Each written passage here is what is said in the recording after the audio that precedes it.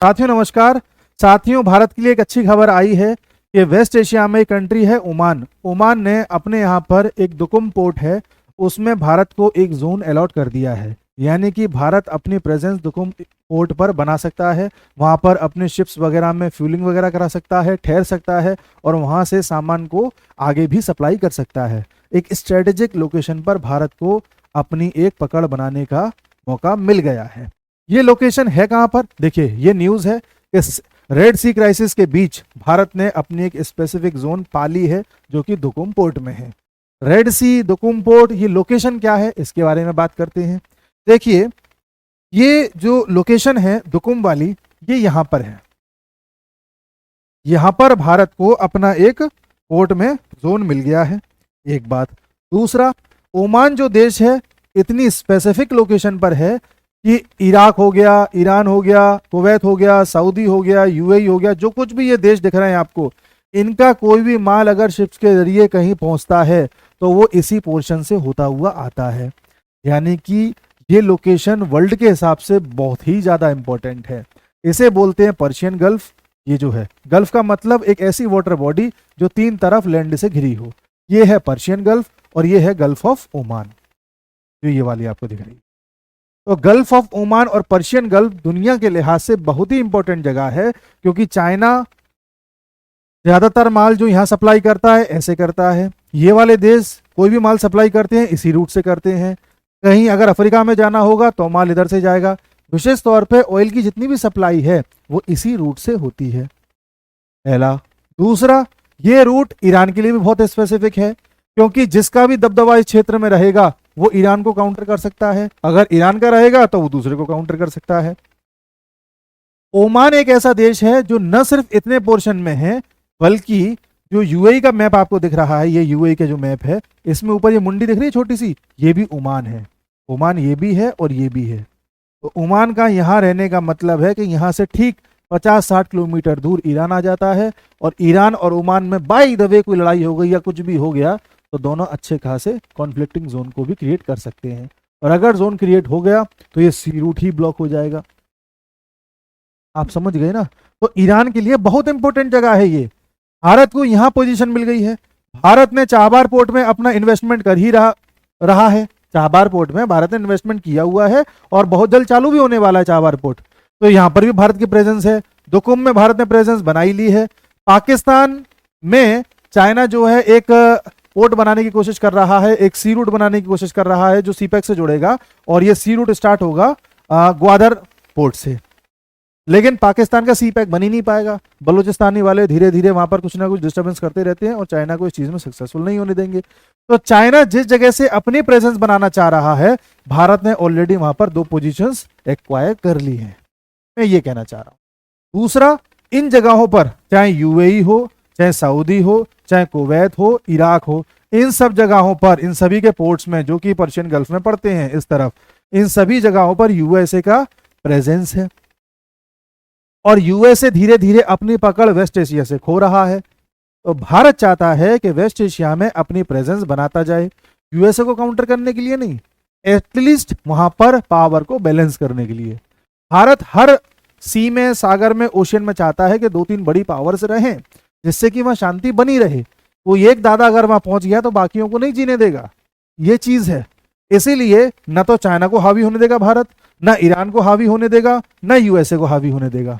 तो भारत की ये प्रेजेंस चाइना और यूएसए के लिए थोड़ा सा सिरदर्द बनेगी, क्योंकि भारत किसी की बातों में नहीं आता। कल को यूएसए कहेगा कि अरे इंडिया तुम वहां पे हो, तुम एक काम करो, जरा उसको हड़का देना। इंडिया कहेगा हम क्यों हड़काएं, हम अपना काम करेंगे, तुम्हारा काम करेंगे। यूएसए ने अभी बोला भी था कि जरा इंडिया एक काम करो, ये हौती रिबल्स ने तुम पर हमला किया था, इनको जरा हड़का दो।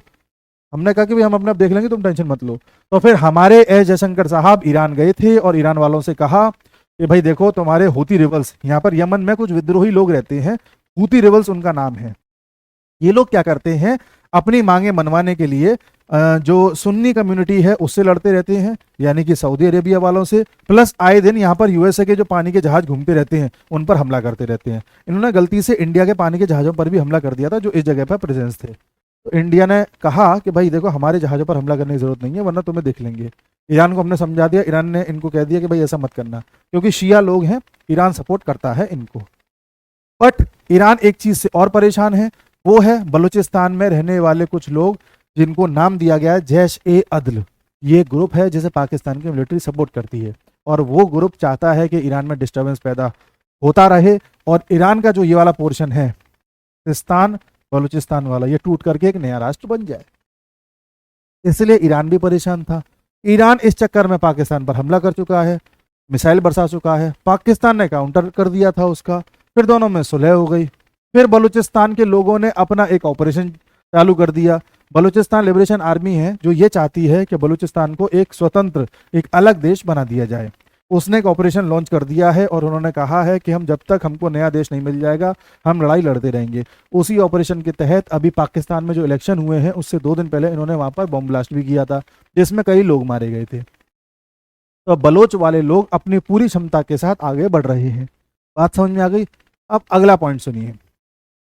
बलूचिस्तान में जितने भी लोग रह रहे हैं वो न सिर्फ यहां रहते हैं बल्कि ईरान के इस सेक्शन में भी थोड़े बहुत हैं, और इसके अलावा अगर कहीं वो हैं अच्छी खासी क्वांटिटी में तो वो ओमान है, और ये है 20 लाख जो ओमान में इनकी प्रेजेंस है।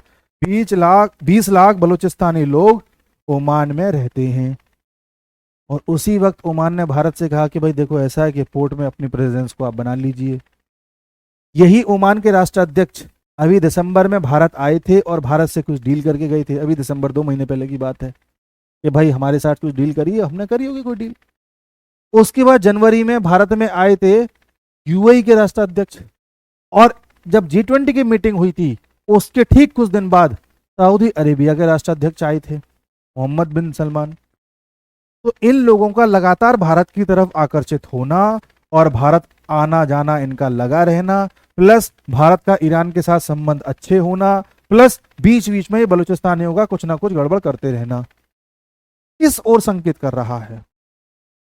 ये इस ओर संकेत कर रहा है कि भारत वेस्ट एशिया में न सिर्फ अपना बाजार मजबूत करना चाहता है बल्कि भारत चाहता है कि वेस्ट एशिया में बैलेंस ऑफ पावर हो जाए। और एक देश है टर्की, ये रहा टर्की। टर्की इन सब का मसीहा बनना चाहता है और भारत चाहता है कि भारत इन लोगों के साथ रिश्ते तो अच्छे रखे, टर्की के साथ भी रखे। भारत ने ऑपरेशन दोस्त के तहत टर्की की मदद भी करी है, लेकिन भारत टर्की के जरिए कोई रास्ता पकड़ना नहीं चाहता, क्योंकि टर्की ऐसा देश है कि जब भी भारत और पाकिस्तान में कोई कॉन्फ्लिक्ट होता है तो टर्की हमेशा पाकिस्तान का साथ देता है। इंडिया बचना चाह रहा है टर्की से थोड़ा सा, इसलिए जो आईमेक कॉरिडोर है G20 में जिसकी शुरुआत करी गई थी या भारत ने कहा था कि हम ऐसा कुछ बनाना चाहते हैं, उस आईमेक कॉरिडोर को टर्की होकर के नहीं निकाला गया है। ये आईमेक कॉरिडोर यहां से यूएई आना था, यूएई से सऊदी आना था, सऊदी से इजराइल आना था, इजराइल होता हुआ ये यूरोप में जाकर के जुड़ना था अलग अलग पोर्शंस पे। टर्की में नहीं जोड़ रहे हम। ओमान में चूंकि हमारी प्रेजेंस आ गई है अब, इसलिए हो सकता है हम पहले ओमान जाएं, फिर सऊदी जाएं, इजराइल होते हुए फिर यूरोप चले जाएं। भारत मल्टीपल रूट्स तलाश रहा है। कल को यूएई से रिश्ते खराब हुए तो ये रहा, इससे रिश्ते खराब हुए तो ईरान है। अलग अलग हमारे रूट्स अगर रहेंगे तो हमारा बिजनेस कभी ठप नहीं होगा। भारत को एक इकोनॉमिक पावर बनना है, हमें किसी से लड़ाई झगड़ा नहीं करना, हमें लड़ाई झगड़ा ना हो उसके विकल्प तलाशने हैं।